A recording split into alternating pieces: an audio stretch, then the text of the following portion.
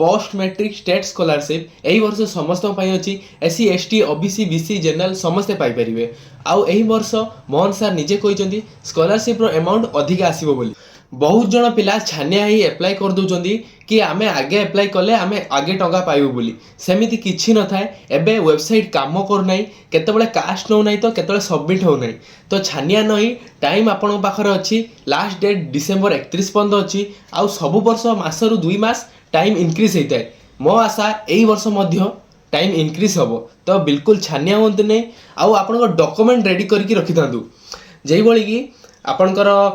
Caste certificate आपणकर income certificate आधार card रे आपणकर नंबर ऐड कर दियंतु लास्ट एग्जाम रो मार्कशीट मैट्रिक मार्कशीट आउ रीएडमिशन ले जो स्लिप टी आपन मिलची तार नंबर सेठी पका जीवो तेणु करी आपण एही सब डॉक्यूमेंट रेडी करी रखंतु 5-10 दिन मध्य वेबसाइट ठीक हे गले आपण अप्लाई करि परिबे।